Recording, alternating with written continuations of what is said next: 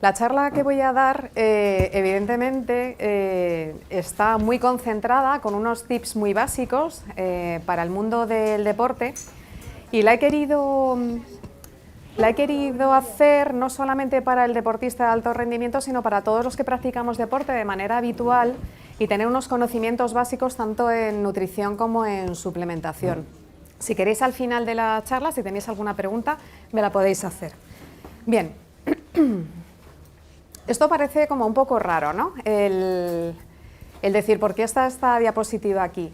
En medicina integrativa, que no es otra cosa que tener en cuenta que el ser humano forma un conjunto totalmente intrincado en sí mismo, tiene esta base. El cuerpo humano es un óvulo fecundado por dos células de papá y de mamá y somos un organismo único. Tanto en el deportista como en cualquier persona, todos los aparatos están firmemente interconectados, con lo cual, a la hora de hablar de nutrición o al hablar de patologías y demás, hay que tener en cuenta al ser humano como una integridad.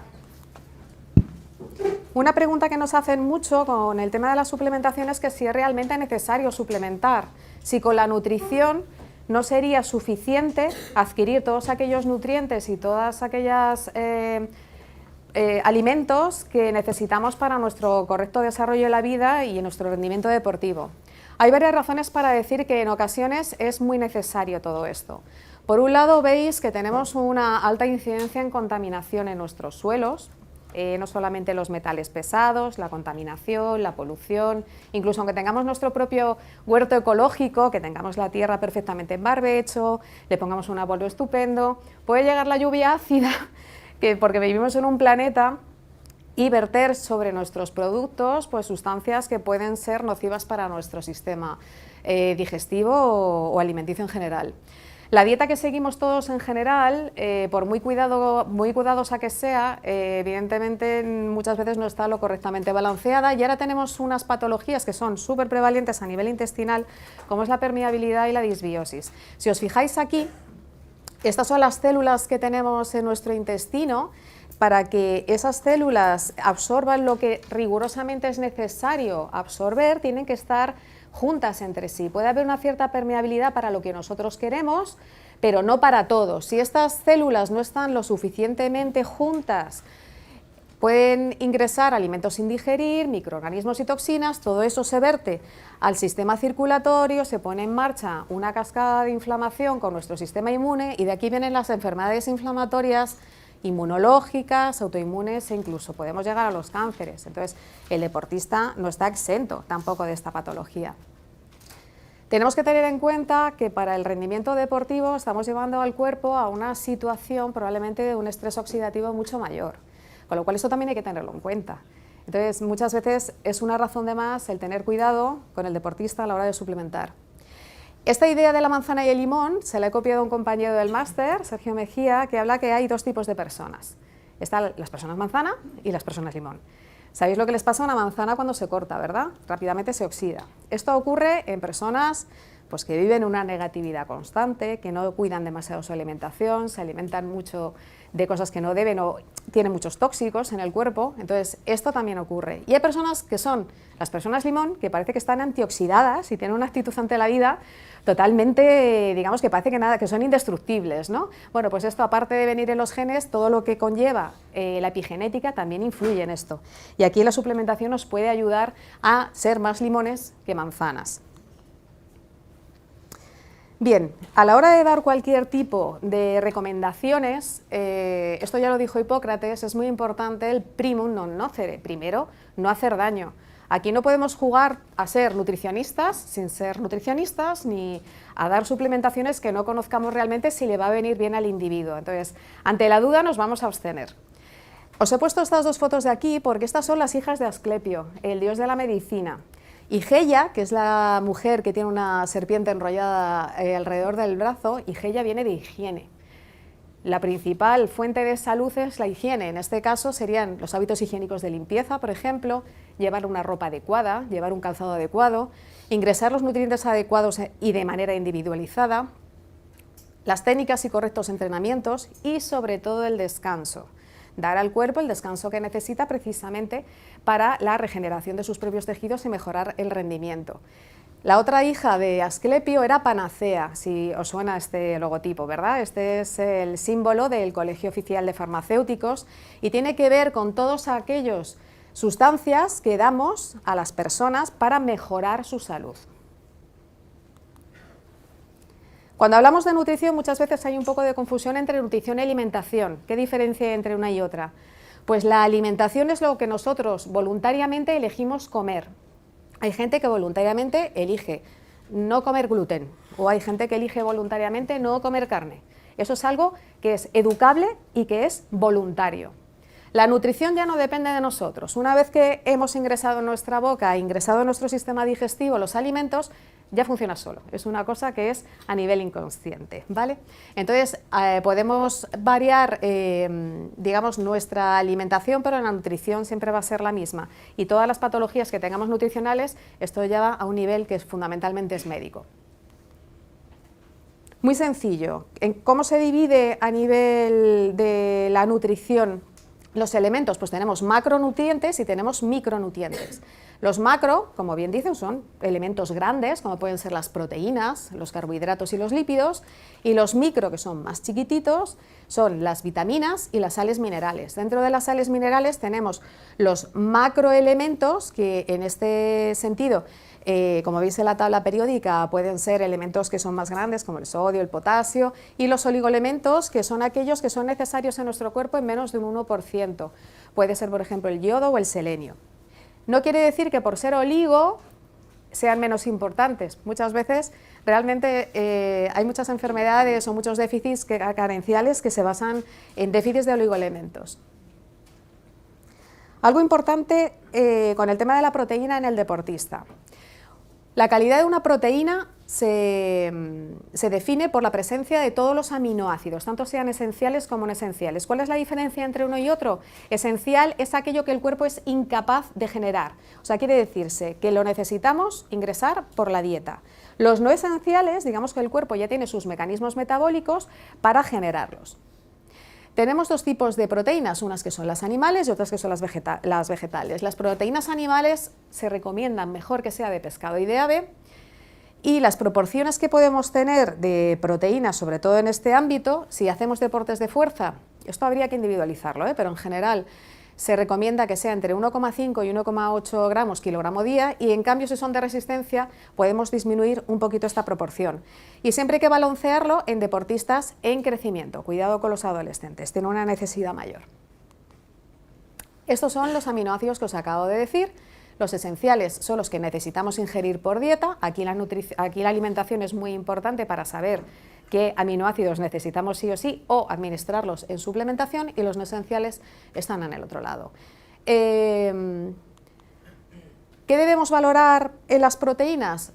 La digestibilidad. La digestibilidad es la propiedad que tiene un alimento de ser absorbido por nuestro sistema digestivo, ¿vale? La carne, por ejemplo, tiene una digestibilidad entre el 95 y 98%. La tomamos y la asimilamos fenomenal. Entra por el sistema digestivo y la tenemos a tope. En esto es importante tener las proteasas del sistema digestivo también correctamente. Por eso os digo que si hay alteraciones dentro del sistema digestivo, pues esto se puede ver alterado. Y algo todavía más importante que la digestibilidad es la biodisponibilidad o valor biológico, que es, una vez que yo lo he asimilado, ¿cómo lo aprovecho en mi cuerpo?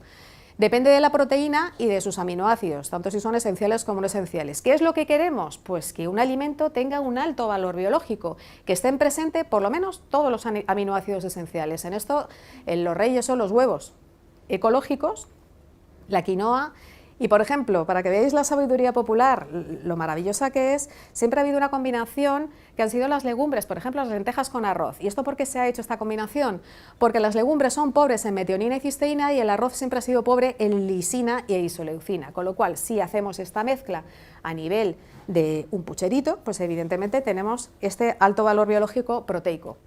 Y las de bajo valor, pues son las que carecen de todos estos aminoácidos. La proteína animal, la carne entendida tanto de ave como de mamífero. La digestibilidad es muy buena, mi cuerpo es capaz de asimilarla muy bien, pero tiene un valor biológico bastante menor, como un 75%. ¿Cuál es el problema de la carne ahora mismo? No voy a hacer apología ni del veganismo ni del vegetarianismo, pero esto es una realidad. El mercado a nivel de los piensos animales, cómo se tratan a los animales, las toxinas, los antibióticos, las dioxinas, los parásitos, eso está presente. Entonces, si vamos a consumir carne, tiene que ser una carne de buena calidad, ¿vale? Y siempre se recomienda que sea una carne, digamos, dentro del periodo evolutivo de los animales, la que esté más cercana pues, a las aves que a los mamíferos. El huevo es el huevo ecológico, estamos hablando siempre, es una fantástica proteína. Es ideal cocida o escalfada, ahí pierde ya sus propiedades si la freímos, ¿vale? Los huevos fritos están muy ricos, pero no son tan saludables. Tiene un alto valor biológico, carece de carbohidratos, de vitamina C y de fibra. En la yema es una fuente rica de vitamina D, que luego os comentaré la importancia de la vitamina D. La A y la E, todo esto son liposolubles, y todo el complejo B. Tienen un 10% de grasa, los fosfolípidos, el colesterol y los triglicéridos, que la grasa es muy necesaria, ¿vale? Por favor, esta crisis que hay ahora, grasas no, grasas saludables sí, por favor, nuestro cerebro está hecho de grasa y todas las membranas celulares están hechas de grasa, o sea, necesitamos este sustrato. Y en deportistas se puede llegar a consumir hasta uno diario sin ningún tipo de problema. En gente, digamos, que hacemos un deporte, digamos, más amateur, 3 veces a la semana podría ser un consumo muy razonable. El pescado es más digestivo y tiene un mayor valor biológico que la carne. Es rica en vitaminas liposolubles, como veis aquí, las hidrosolubles. El pescado azul es rico en omega 3, tanto el EPA como el DHA. También os hablaré en un ratito de esto. Y el pescado blanco se digiere mejor, pero tiene menos grasa. ¿Cuál es el problema con los pescados azules? Que puede ser el salmón, el bonito, el atún. Son peces muy ricos en omega 3, pero desgraciadamente con la contaminación de nuestros mares están llenitos de metales pesados. Entonces siempre se recomienda tomar los pescados azules chiquititos, precisamente para tener menos índice de contaminación. Tenemos las anchoas, las sardinas, los boquerones, la caballa. Si vais a una pescadería y no sabéis cuáles son los pescados azules y cuáles son los pescados blancos, fijaros en su cola.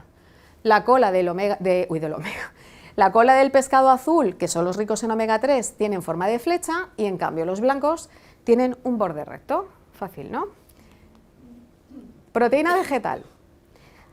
Hay muchos estudios científicos donde deportistas veganos con este aporte proteico exclusivamente vegetal tienen un buen rendimiento deportivo. O sea, es un poco un mito el decir, no, por Dios, solamente esto no. Lo que pasa es que tiene que estar muy bien balanceado y tiene que estar muy supervisado por un nutricionista.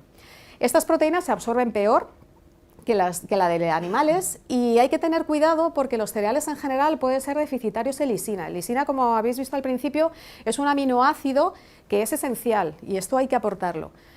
Entonces, cereales, nueces y vegetales, esto está un poco carente, hay que añadirlo por otro lado.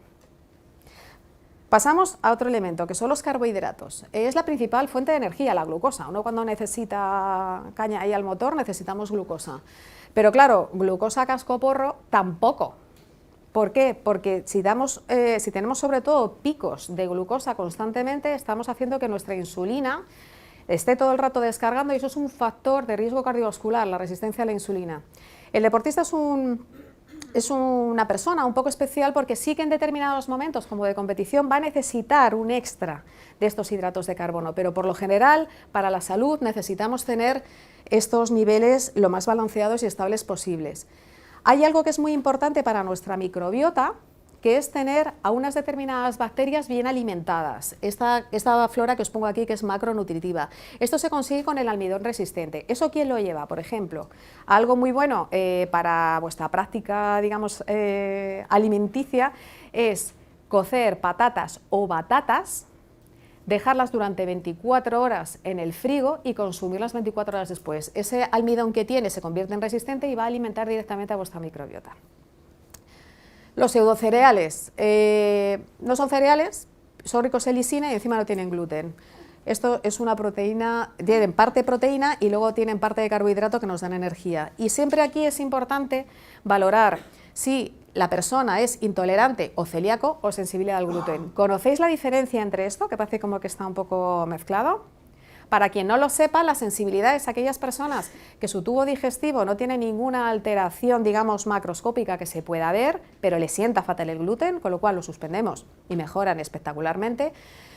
La intolerancia quiere decir que ya está dejando algún estrago en la mucosa, se está generando alguna lesión, alguna inflamación, con lo cual esta gente definitivamente tiene que dejar de consumir el gluten, y la celiaquía ya es un problema autoinmune. Hay unos anticuerpos antigliadina que produce todo lo anterior.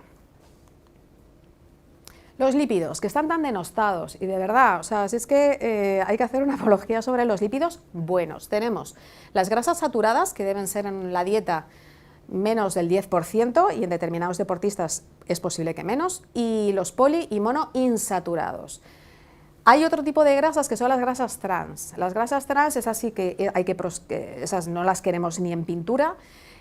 Han cogido las grasas insaturadas, las han procesado de una manera con calor fundamentalmente, y entonces se convierten en un radical libre brutal, o sea, son tremendamente malas. Pero cuando estamos hablando de las grasas saturadas e insaturadas, estamos hablando de las que necesitamos consumir, por lo que os acabo de decir: membranas, sistema nervioso, los frutos secos crudos, por favor, los fritos no, porque si no pierden todas sus características, como los anacardos y las nueces, dan energía. Los lípidos tienen dos funciones fundamentalmente, son los segundos de a bordo en el tema energético, primero es la glucosa y luego son las grasas, y luego tienen una función que es estructural.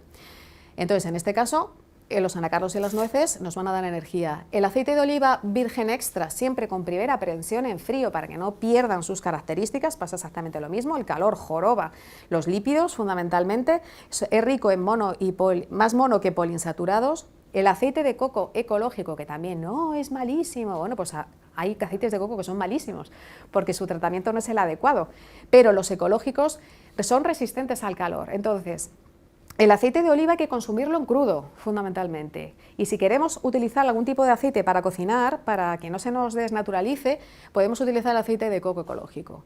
Y luego tenemos el aceite de lino, que es muy rico en mucílagos, en fibra soluble. Este le vamos a meter una cantidad de omega 3 al cuerpo y encima vamos a hacer que toda nuestra microbiota funcione de una manera muchísimo mejor y un tracto intestinal más saludable.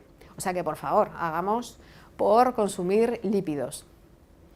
Dentro de los micronutrientes tenemos las vitaminas, que son absolutamente básicas, las liposolubles, que son la A, la D, la E y la K, y las hidrosolubles, que es el complejo B, y en deportistas es muy importante el inositol.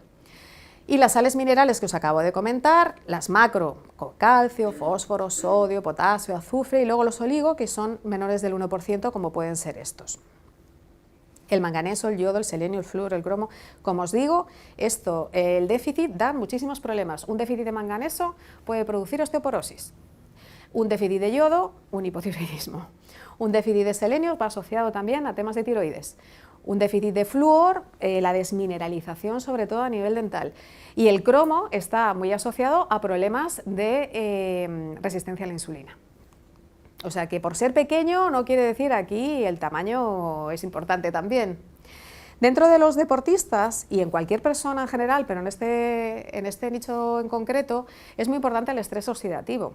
Como os digo, ya en nuestra vida normal, ¿qué es lo que tenemos? Radiaciones, contaminación, por supuesto, que si la wifi, que si el microondas, que si la placa para cocinar, los tóxicos, nuestro propio metabolismo, la inflamación, está haciendo que ese estrés oxidativo haga que nuestro ADN se pueda dañar. Si se daña nuestro ADN, mal vamos, porque entonces la síntesis de todas las sustancias, sobre todo las proteínas, van a venir mal dadas.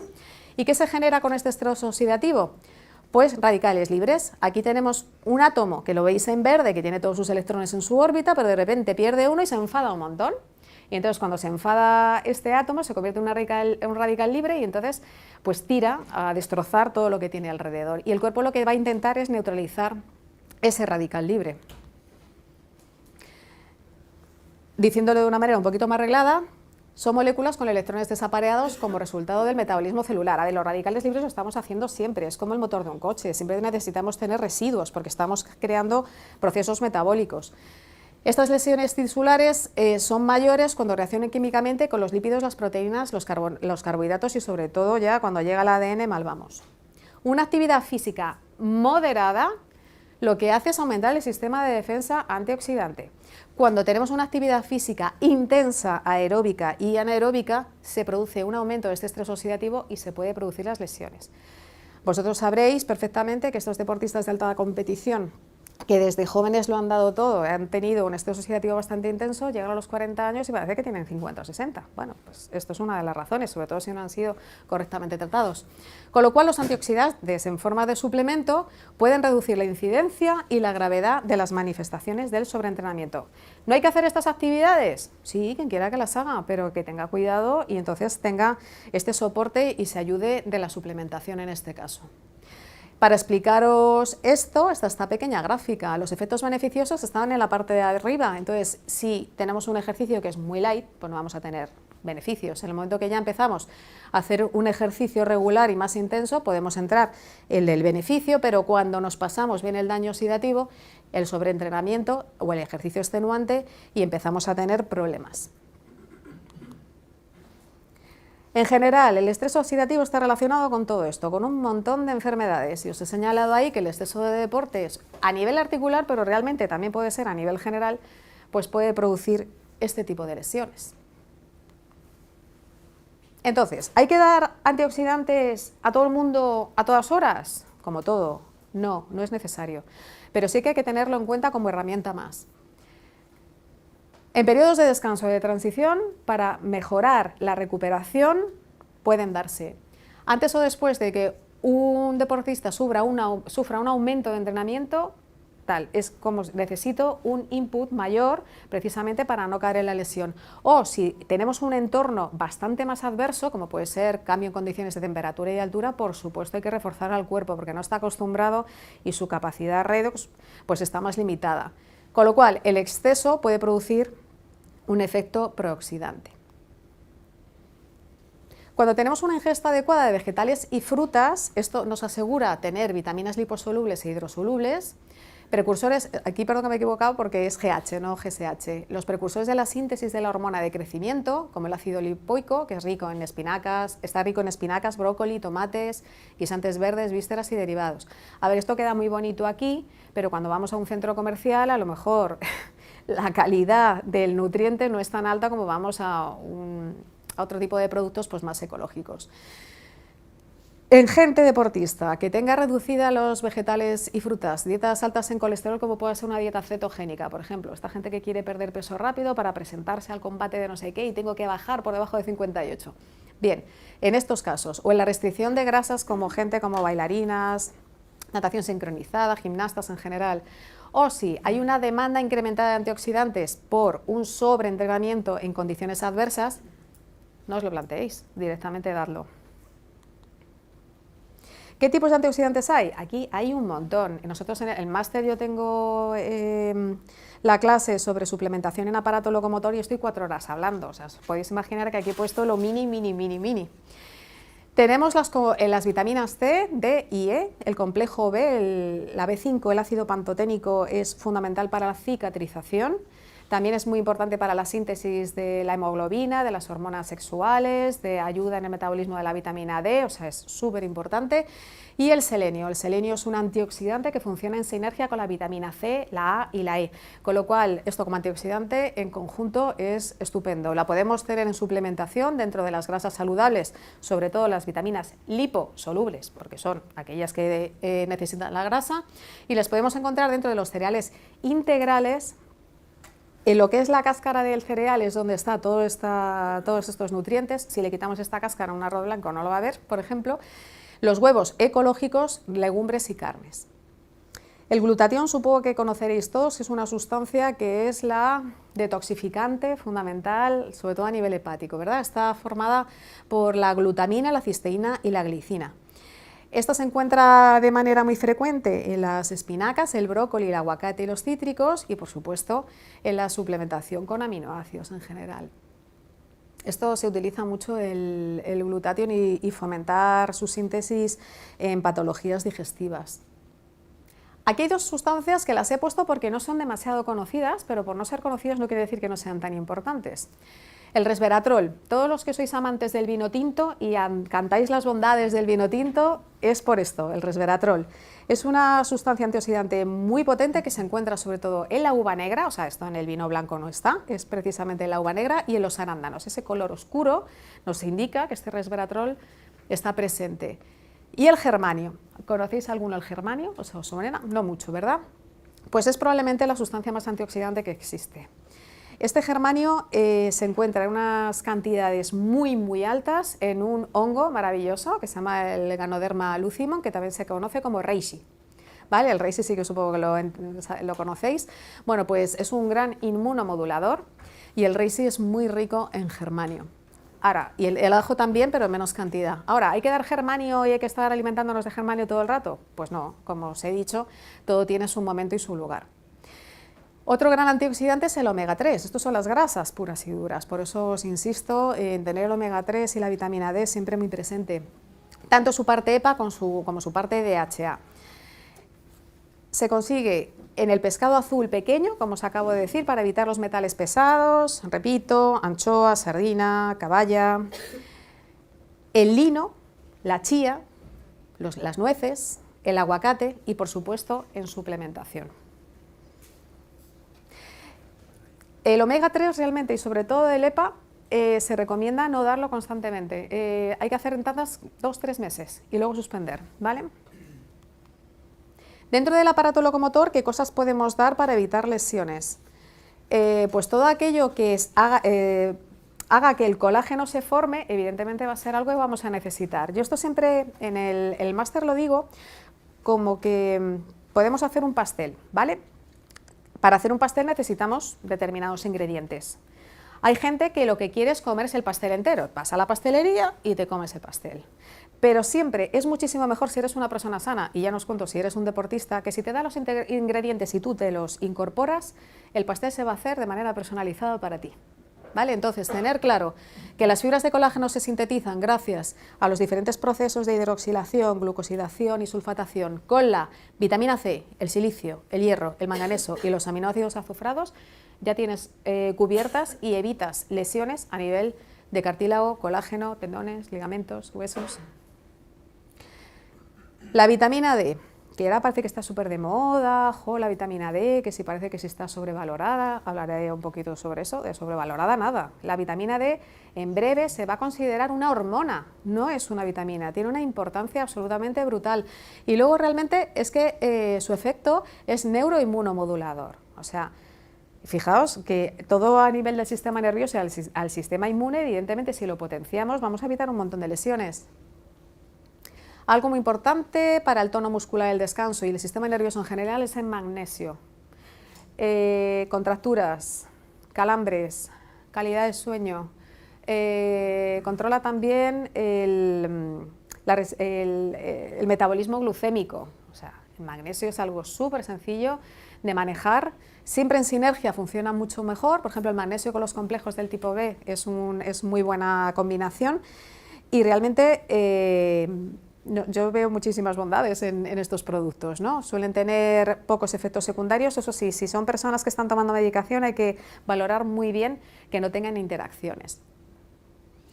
Y algo que esto lo consumen mucho los deportistas en general, que son los BCAAs, el Branched Chain Amino Acids, ¿vale? Que no es otra cosa que la combinación de valina, leucina e isoleucina, que estos son aminoácidos esenciales, quiere decirse que hay que administrarlos en la dieta. Tiene un efecto directo sobre el sistema inmune y es un recuperador muscular. Vamos a hablar un poquito de esto. Forman el 35-40% de la proteína corporal y el 15% de los aminoácidos del músculo esquelético. Si hacemos deporte de alta intensidad, de fuerza, con pesas, por ejemplo, o un requerimiento aeróbico prolongado, como puede ser maratones, los depósitos de glucógeno, o sea, donde está nuestro combustible de glucosa, desaparecen y estos aminoácidos ramificados se pueden utilizar como obtenedores de energía. ¿Cuáles son sus beneficios? Hay una recuperación y un aumento del trofismo muscular por aumento de la GH, de la hormona del crecimiento, disminuye el ácido láctico y es inmunoestimulante, mantiene la glutamina en sangre, que es proinmune y hace que el metabolismo de la glucosa sea estable y no tenga picos, con lo cual es algo súper interesante. ¿Cómo hay que tomar esto? Se aconseja suplementar cuando hacemos ejercicios intensos de más de 2-3 horas, en esta dosis de 3 a 6 gramos diarios, en esta proporción de aminoácidos. El primero es la leucina, que sería 2,1, isoleucina, la leucina 2, isoleucina 1,1 o en 3,1,1. ¿Y cuándo hay que administrarlo? o bien 30 minutos antes y después del ejercicio, siempre dándolo con carbohidratos, sobre todo al principio para tener esa obtención de energía, o solamente después. Ha habido bastantes estudios que han visto, porque esto se quería utilizar como antifatiga, ¿no? Bueno, pues se ha visto que no se produce una reducción de la fatiga muscular con esto. Lo que se ha visto es que sí, que recuperas mucho mejor y el sistema inmune funciona mejor, pero la fatiga no. Al final, lo mejor para la fatiga muscular es descansar, nos pongamos como nos pongamos, ¿vale? Bien, mis favoritos, soy súper fan de esto de la vitamina D y el omega 3. Esto que marea así un poco, dices, madre mía, vaya dibujo, qué horror, ¿no? Bueno, pues esto es en todos los sitios donde actúa la vitamina D. Por eso os digo que se considera realmente ya una hormona, no es realmente una vitamina, o sea, es algo que tiene una expresividad absolutamente bestial. Y curiosamente, en casi todas las células de nuestro organismo hay receptores para la vitamina D, que es este que veis aquí, que se llama VDR. ¿Vosotros pensáis que con todo lo maravilloso que es el sistema, nuestro sistema integrado, nuestro cuerpo humano, iba a tener algo que les sobra? Si casi todas las células necesitan este receptor, por algo es. Entonces la vitamina D es muy necesaria. Es una prohormona esteroide que deriva principalmente de la síntesis inducida por los rayos del sol, sobre todo estas, el ultravioleta B, sobre el colesterol de nuestra piel. Quiere decirse que si yo estoy expuesta a una determinada luz ultravioleta B, que no todas sirven, ¿vale? Que esto va dependiendo de la estación, de la latitud y la longitud. Esto es un tema, ¿eh? De hecho, hay aplicaciones en nuestros móviles donde nos dicen realmente cuáles son las mejores horas durante las diferentes estaciones y en el país donde vives para que te dé la luz correcta para la síntesis de la vitamina D. O sea, va cambiando, no es igual para todo el mundo. Pues bueno, si tengo la suerte de poder estar en la calle a las 10 de la mañana, cosa que es harto frecuente que no pueda, para que me dé esta luz ultravioleta correcta aquí. Si yo no tengo colesterol, yo no voy a sintetizar vitamina D. O sea que necesitamos dos cosas para nuestra propia síntesis endógena: la luz a unas determinadas frecuencias y tener colesterol, el 7-dehidrocolesterol en concreto. Y esta síntesis endógena, o sea, lo que yo soy capaz de fabricar, es un 80% de la vitamina D. Entonces, ¿qué es lo que nos pasa a todos? No sé vosotros, pero yo generalmente salgo de casa de noche, estoy en un entorno como este todo el santo día, salgo un poquito, me da mediamente el sol, pero a lo mejor me da el sol cuando esta luz ultravioleta no es la que me da. Un desastre. Entonces, ¿necesidad de suplementación? Pues claro, muchas veces es harto necesario. Aquí veis las principales funciones, tiene muchísimas más, pero la vitamina D ayuda a la expresión de más de 1000 genes, ya es tela, el DNA. Esta célula que veis aquí es un linfocito, es un inmunomodulador y, como os he dicho antes, también es un neuromodulador, ¿vale? Os vuelvo a explicar, el sol en unas determinadas frecuencias lo que hace es actuar sobre el 7-dehidrocolesterol, lo convierte en colecalciferol, que es esta vitamina D3, y tiene que hacer dos pasos para ser activa. Primero pasar por el hígado y luego pasar por el riñón. Cuando ya ha pasado por el riñón tenemos esta 1,25 dihidroxivitamina D3, que ya es la que regula los niveles de calcio del cuerpo, entre un mogollón de cosas más. ¿Qué es lo que ocurre?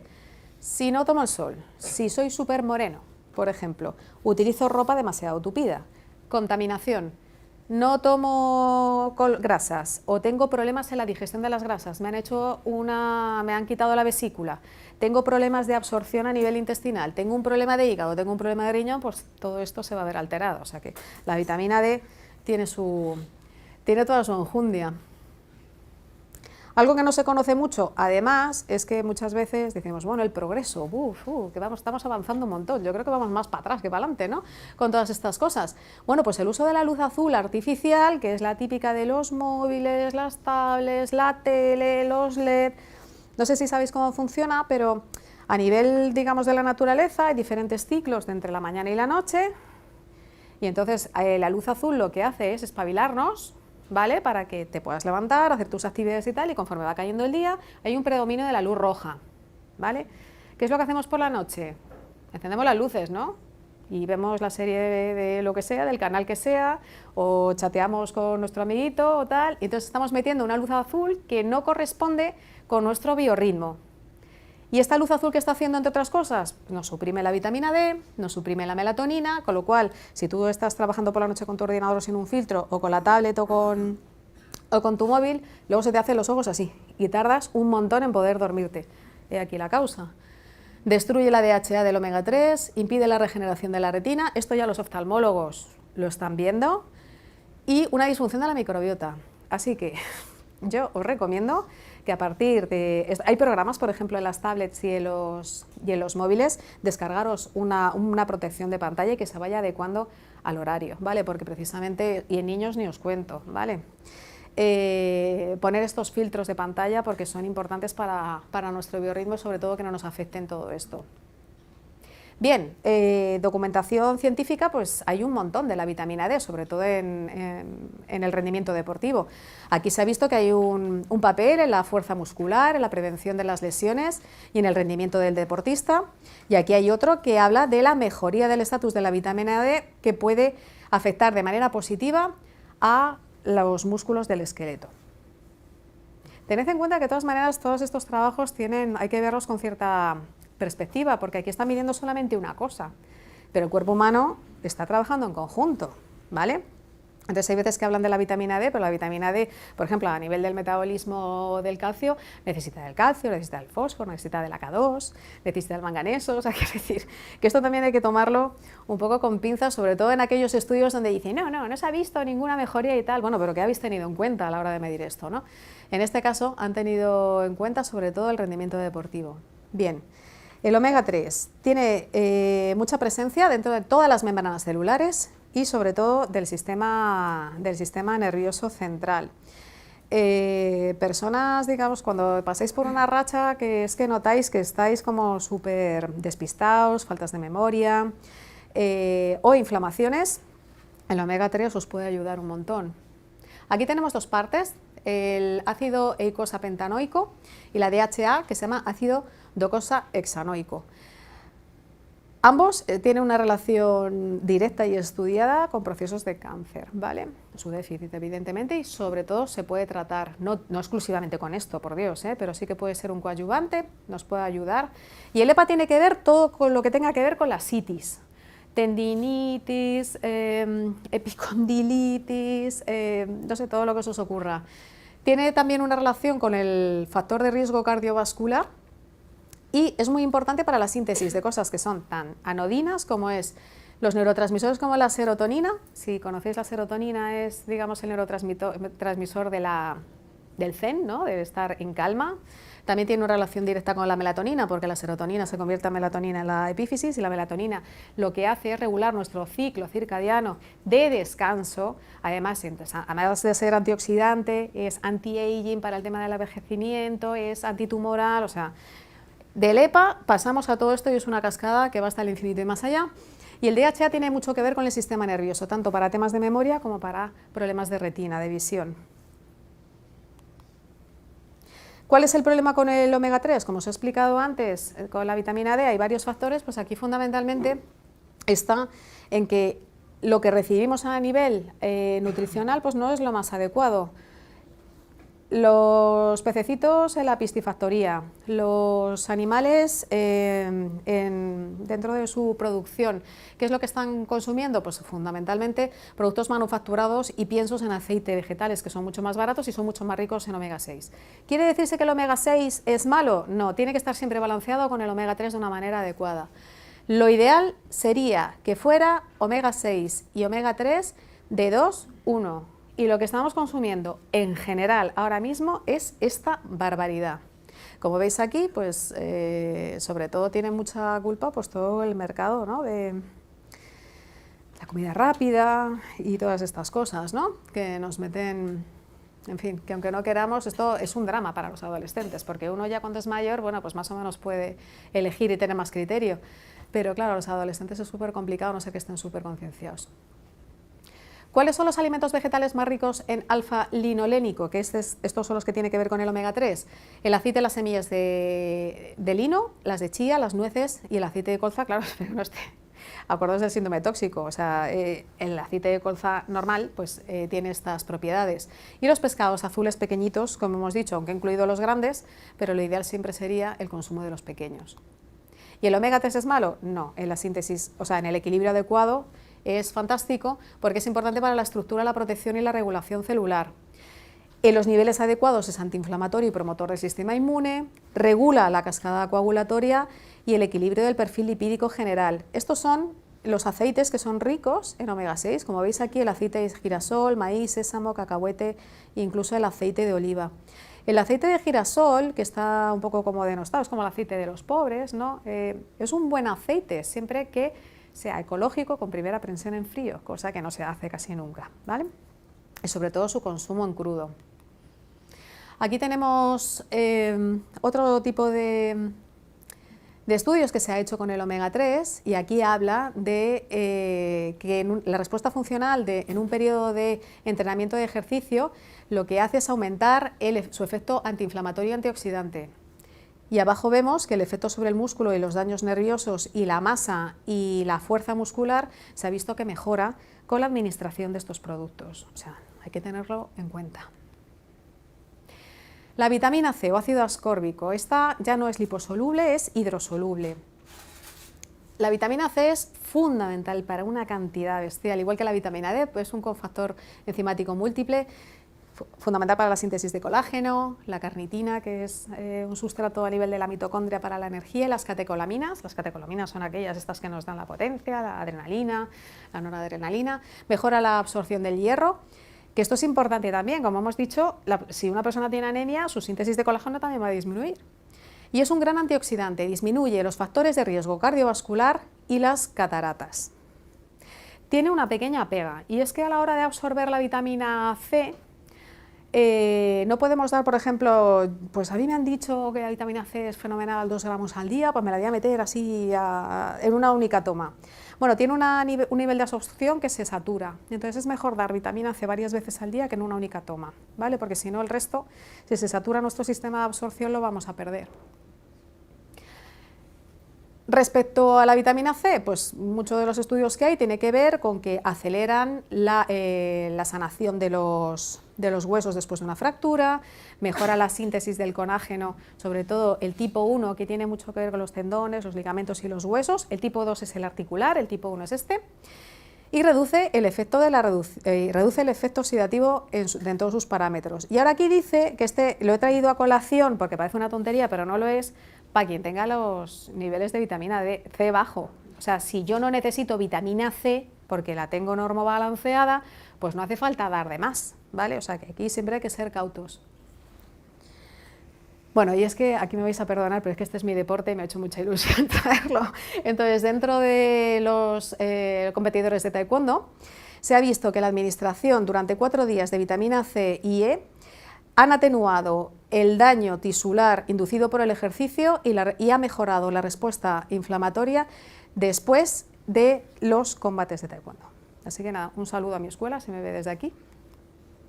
Con lo cual, ¿podemos decir que la vitamina C es la panacea? Nada lo es, pero que hay que tenerlo muy en cuenta, igual que la vitamina D, igual que el omega 3, dentro de la suplementación deportiva. Pues creo que os he convencido de que sí. Silicio, esto no se conoce mucho y a mí esta sustancia me da siempre muchas alegrías en la consulta, no solamente con deportistas sino con gente mayor. El silicio, como hemos visto, ayuda al colágeno a formarse.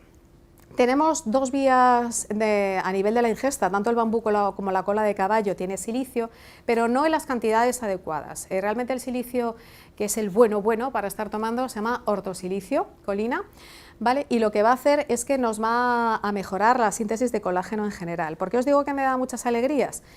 Sobre todo para las meniscopatías, tanto en gente deportista como no, a no ser que no haya más cosas añadidas, funciona fenomenal. Para las fracturas funciona fantástico. Y si tenemos gente con por ejemplo, con artrosis, abuelitos muy mayores que ya están desahuciados, por ejemplo, para una cirugía, una prótesis, que no se les puede operar, de verdad, o sea, eso de que te den 2 besos cuando entran en la consulta porque ya pueden andar sin dolor, la verdad es que eso no tiene precio. Aquí, este estudio de aquí es con ratas, y entonces lo que se ha visto es que sobre todo en ratas jóvenes que se les inducía a una actividad física mucho mayor, su carencia hacía que definitivamente tuviéramos lesiones, ¿vale? O sea que el silicio forma parte de la síntesis de colágeno de manera muy activa. Y esto es el magnesio que os he comentado antes, ¿no? Las bondades del magnesio, que son múltiples, muy necesarias a nivel del sistema neurológico, mejora la calidad del sueño, la contractibilidad y la función cardíaca, es relajante muscular, funciona en el metabolismo del calcio, es hipoglucemiante, es necesaria para la síntesis de energía de ATP en las mitocondrias y en la expresión genética. Dentro de en los estudios científicos, aquí habla que hay un papel importante del magnesio en la producción de energía y su almacenamiento, la función normal muscular y el mantenimiento de los niveles de glucosa de manera estable. Vuelvo a decir lo mismo, si os fijáis aquí, eso que pone sinergismo y antagonismo, el sinergismo quiere decir cómo los minerales se potencian unos a otros, y antagonismo es todo lo contrario, cómo hace que si uno sube el otro baje. Pues imaginaos el lío que es esto. Entonces, valorar solamente el magnesio en este caso, que sí que es cierto que produce todo esto, hay que verlo siempre desde un conjunto. Y lo que demos por un lado podemos estar quitándoselo de otro, o sea que la suplementación tenemos que tener cuidado con ella. Y aquí hay otra publicación que lo que está diciendo es que si tenemos déficit de magnesio hay que darlo, y esto suele ser mucho más frecuente en gente mayor, alcohólicos, también en diabéticos, y la síntesis, y sobre todo la gente que toma inhibidores de la bomba de protones como pueden ser los prazoles, ¿vale? Cuidado con los prazoles. Resumiendo y acabando, la suplementación siempre es aplicable a la potenciación no solamente de la salud, sino a la prevención de la lesión como la terapéutica en un momento dado. Es importante que sean profesionales cualificados quien lo hagan, precisamente por todas estas sinergias y antagonismos que podemos tener. Hay que personalizar según el estado, las características del deporte y quien lo practica, y que nuestro estado nutricional es fundamental. Muchísimas gracias.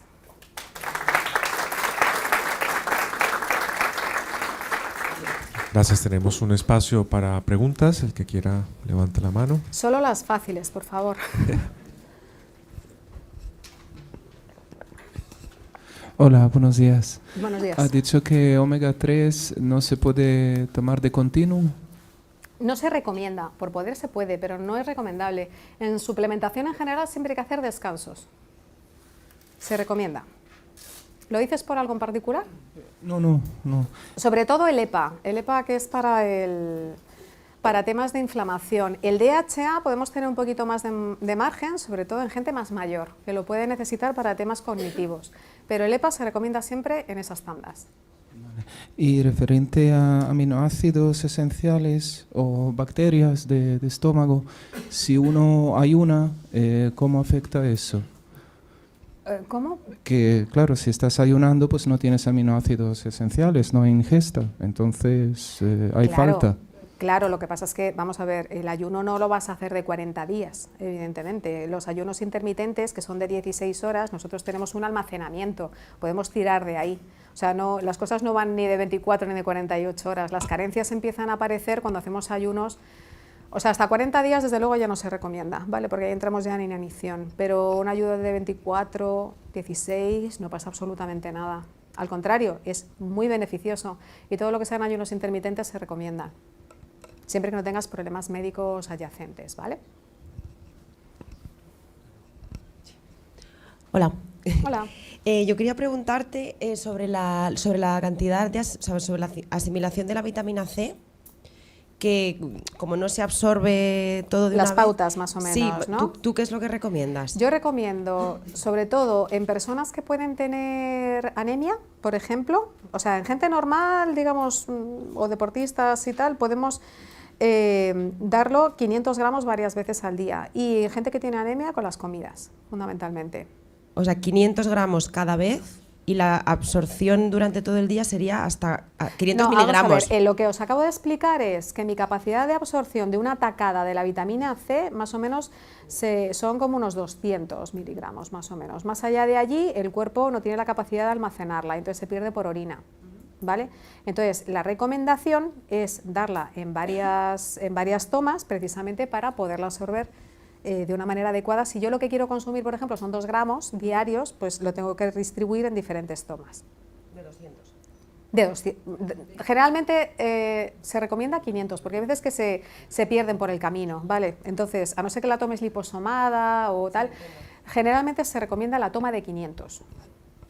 Hola, Susana. Hola. Muchas gracias por tu exposición. Cuando hablabas has puesto una diapositiva que hablabas de las semillas de lino como ¿Sí? fuente de omega 3 y tal. Sí. ¿Y las semillas de chía te parecen también recomendables en ese sentido?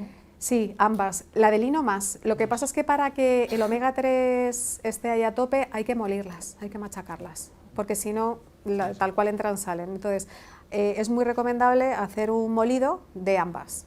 Vale.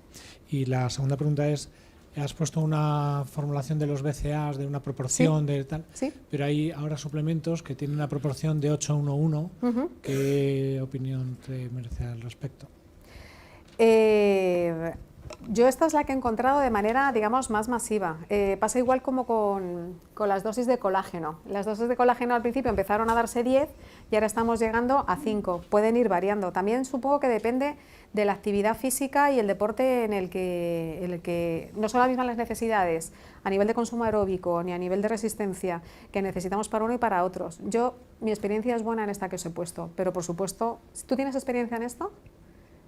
Sí, en deportistas de resistencia, de tipo triatlón o ciclismo de etapas de la resistencia, sí funciona muy bien. Claro, por eso os decía que hay que individualizar. Esta gente lo que necesita es tener un consumo energético más potente y hemos dicho que precisamente estos aminoácidos lo que hacen es eso, dar ese plus.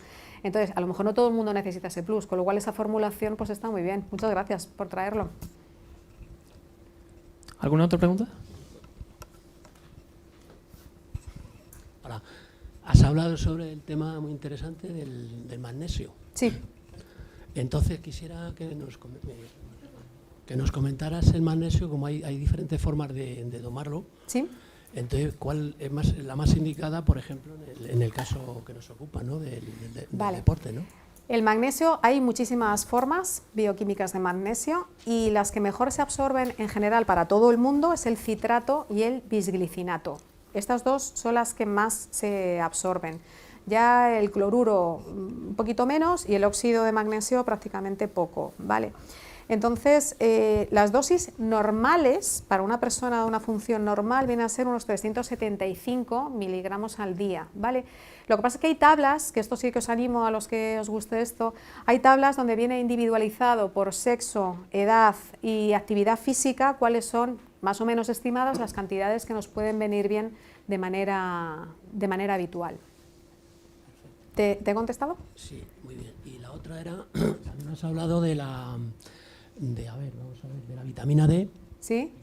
De la vitamina D. ¿Sí? Entonces has hecho mención a los complementos con vitamina D, ¿no? Sí. Pero yo pregunto, si estamos en un país como España, por ejemplo, que tiene mucha luz solar, Sí. entonces una persona que esté alimentada normalmente bien, a lo mejor no necesita ese complemento, o sí, o en qué medida. A ver, como he dicho, la vitamina D es que sigue diferentes, o sea, necesita varias cosas para estar a tope. Tenemos mucha luz, pero como he dicho, necesitamos un tipo específico de luz, no toda nos sirve, ¿vale? La luz solar. Ya, lo que pasa es que la luz solar, por ejemplo, estamos en España, ¿vale? Entonces, en España concretamente, en invierno, la luz solar que mejor nos va son de 10 a 12 de la mañana, por ejemplo, ¿vale? Eso puede ir variando, pero si salimos, por ejemplo, un día a la calle, donde se prevé que vaya a haber esta tal, y hay una nube así de grande que no va a dejar pasar los rayos del sol, pues vamos a estar un poco con las mismas. O si hace mucho frío y entonces, pues claro, uno no puede salir expuesto, pues no lo va a hacer. O sea, que no solamente el tema de la luz, sino que hay más factores. O la contaminación también. No es lo mismo tomar la luz del sol en el centro de Madrid que irte a la sierra, por ejemplo, ¿no? Muchas gracias. Gracias. Hola. Hola. De cara a la suplementación con vitamina D y omega 3, ¿Sí? ¿en qué hay que fijarse en el etiquetado del producto para saber que es un buen producto de suplementación? Pues muy buena pregunta. Esto lo hablamos mucho en el máster, porque no es oro todo lo que reluce, ¿verdad? A ver, La vitamina D3, no sé si os acordáis, los que seáis más mayores sí, es todo lo liposoluble en general, el aceite de hígado de bacalao, que estaba asqueroso, ¿vale? Eso que todavía yo creo que en la memoria popular y tal, ahí es como, ¡ay, Dios mío, qué horror! Bueno, pues todo lo que venga de un pescado que sea rico en omega 3, pues te va a dar una vitamina D3 potente. ¿Qué es lo que pasa? Que los salmones, por ejemplo, que hay mucho de salmón por ahí, hemos dicho que este pescado, que aunque está delicioso y todo lo que queráis, pues no es una calidad especialmente buena. Entonces todo lo que venga de la anchoa, por ejemplo, y la sardina, en teoría va a ser mucho mejor que de otros pececitos, ¿vale? Luego tenemos el krill. El krill es una alternativa que también puede funcionar en este aspecto, lo que pasa es que tiene una cantidad mayor en fosfolípidos, no tanto en vitamina D3. Entonces, lo ideal para la vitamina D3 sería lo que te acabo de comentar, anchoa y sardina, unas concentraciones lo más alta posible. Y hay que fijarse un poco también en el precio. O sea, si un bote así de grande de 250 píldoras te cuesta 13 euros, lo siento, pero aquí hay que gastarse la pasta, por lo menos por ahora, ¿vale? Hay una cierta relación en calidad de precio en determinados productos, pero no es un suplemento barato, ¿vale? Esto sobre todo con el omega 3, ¿vale? Y la vitamina D, pues pasa un poquito lo mismo. La gente que se toma la vitamina D, luego, dependiendo de las formulaciones, luego también te puede venir un poquito el sabor como a pescado, ¿no? También. Ahí sobre todo tenemos que fijarnos, yo ahí administraría el colecalciferol, fundamentalmente. Además es un producto que lo pasa a la Seguridad Social ahora mismo, por ahora. ¿Te he contestado? Sí. Muchas gracias. Hola, buenos días. Buenos días. Yo tenía una pregunta en relación a la L-glutamina, la suplementación. ¿Sí? Ya no tanto como para deportistas, sino también como para personas a partir de los 30 años, que dicen que los niveles son bastante menores, y a nivel intestinal, sobre todo. La L-glutamina tiene varias bondades. Hemos dicho que una es la regulación de la glucemia, que es súper importante. Otro tiene la capacidad de hacer sellamiento de esto, lo que os he contado al principio, de las paredes de las células intestinales, con lo cual para la permeabilidad intestinal es fundamental. De hecho, lo damos mucho para esta recuperación. Y luego, además, en deportistas tiene que ver con el trofismo muscular. Entonces, la gente que se toma la glutamina también para el mantenimiento. Entonces, es un aminoácido fundamental. Lo que pasa es que hay que darlo también con conocimiento. O sea, dar altas concentraciones de glutamina, no todo el mundo las asimila adecuadamente y le puede producir molestias. Entonces, generalmente siempre se suele administrar de manera progresiva hasta ver la tolerancia de la persona. ¿Y lo recomiendas más en ayunas o antes de, o en algún...? No especialmente. Gracias. A ti.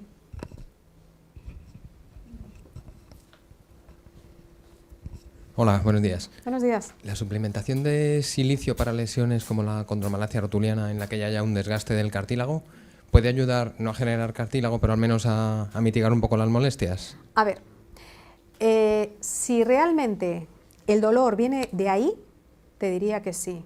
Lo que pasa es que la rodilla, esto aquí nos metemos en otro rollo, hay veces que las rodillas nos duelen por lesiones en otros sitios, ¿vale? Entonces, si realmente lo que tienes es una condromalacia rotuliana y te duele porque tienes una afectación del cartílago en esa zona, es muy posible que el silicio te ayude.